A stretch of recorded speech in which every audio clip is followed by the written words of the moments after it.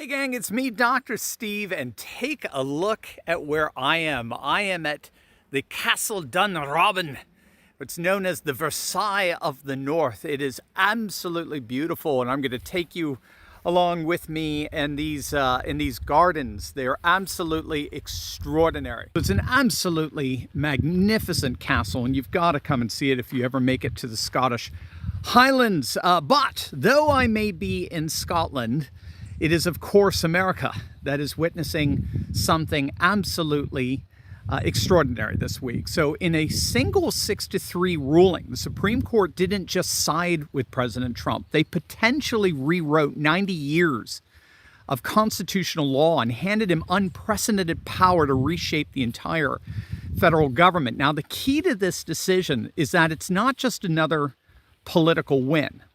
This is a constitutional earthquake that could fundamentally transform how America is governed for generations to come. Now, the facts in this case are pretty staggering. So Trump fired Democrat FTC Commissioner Rebecca Kelly Slaughter back in March, despite federal law supposedly protecting her from removal without cause. When lower courts tried to stop him, Trump appealed directly to the Supreme Court, and they just rendered their decision. And Trump didn't just win, he won decisively. But here's what makes this truly historic. The Supreme Court agreed to hear another case in December with the potential to overturn what's called Humphrey's executor. And that's the landmark 1935 ruling that's protected independent agencies for 9 decades. Now, we're talking about this ruling. It's perhaps the most significant Supreme Court ruling that's allowed for the rise of the administrative state in D.C. That's the Humphrey, right? Humphrey's executor basically ruled that the president was limited in terms of who he could actually fire. But ironically, in that decision, they mistook how the executive branch was structured. So a lot of legal analysts have argued that Humphrey's executor was ripe for overturning. The decision was blatantly flawed in its judicial reasoning as well as its actual rationale. But the Supreme Court has yet to overrule it. And so the decision has protected independent agency commissioners from ever being fired by the president. And so what that means is that since 1935, presidents have been constitutionally limited in their ability to fire heads of state.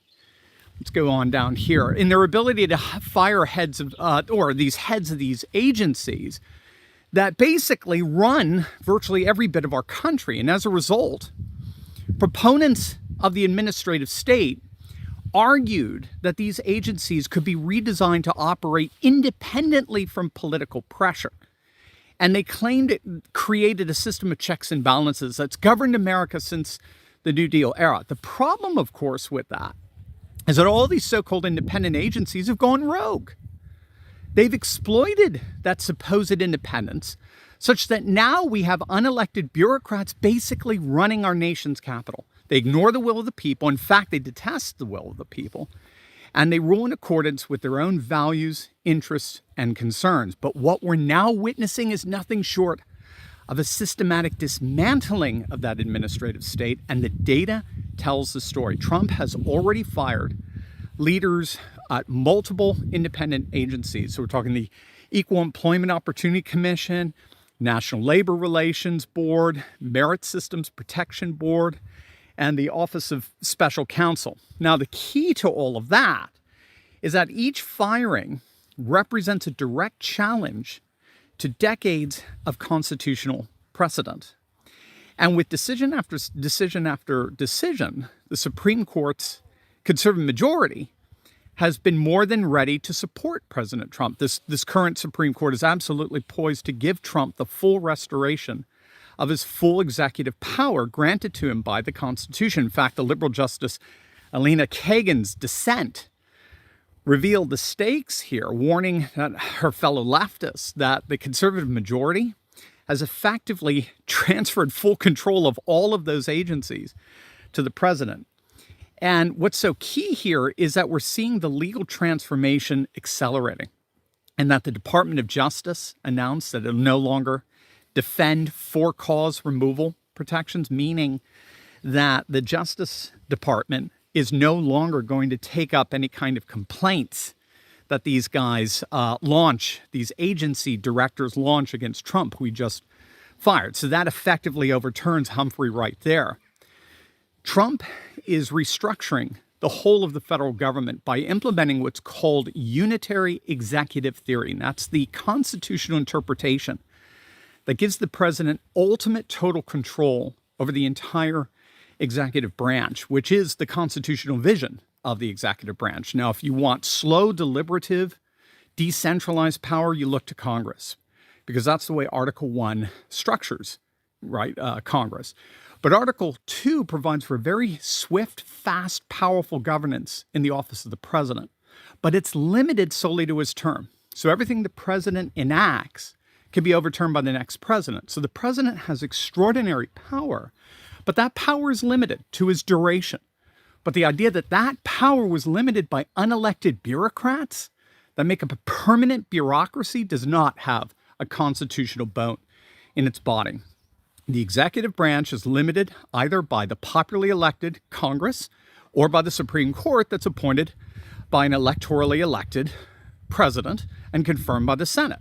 There is no unelected bureaucratic body that functions as a limit on the president's power. This is the unitary executive theory of presidential governance. And Trump, along with the Supreme Court, is restoring that form of governance for the first time in nearly a century. And the implications for that restoration are staggering. Wait until you see this. And by the way, Pelosi's getting more and more. Are you seeing she's getting more and more in trouble for her insider trading? Right? Have you ever wondered how people like Nancy Pelosi seem to know exactly when to buy certain stocks? How politicians seem to have impeccable secret knowledge of what's going to be doing well in the market? Well, it's all insider trading, as you know. Pelosi and her cronies have been getting away with it for years, and Trump looks like he's cracking down on it. But guess what? There's a way for us to get even with these crooks before Trump even cracks down on it. You and I actually have access to that very same inside information. Did you know that? Thanks to a little SEC loophole, we can track what the big corporate CEOs are buying up in real time, and then we can just ride their coattails into financial success perfectly legally, perfectly ethically, right? Nobody's bribing us. Once you learn the secret of the trade, you're in. It's amazing stuff. Now, to do that, you've got to join me along with my good friend and trading expert, Ross Givens. Ross is the real deal, too. His insider tips have led to returns of over 200%. Some have hit as high as nearly 1,500%. It's going to be absolutely huge. But seating is limited. Click on that link below. Snag one of your online seats. Gang, this is going to change your life. You're going to love this. You cannot afford to miss this. Click on that link below and register right now for this free online event. Now, if Trump succeeds, and make no mistake, he is succeeding, but if he succeeds, he would in effect control all of what the administrative state used to control as the basis for their power. So Trump would control the SEC's investigation of Wall Street. He would control the FTC's antitrust enforcement. He would control the FCC's media regulations, which leftists are already flipping out over with the temporary suspension of Jimmy Kimmel. And he would enforce the NLRB's labor decisions. Again, the key here is that up until this point, these unelected bureaucratic agencies all governed those affairs.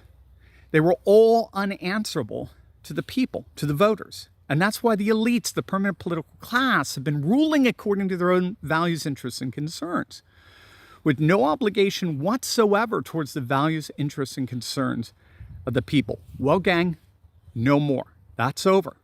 Now it is the will of the people expressed through the democratically elected president that determines the policies in all of these areas. And ironically, Trump's secret weapon to this restoration has been the Supreme Court itself, with 6 conservative justices, including 3 Trump appointees.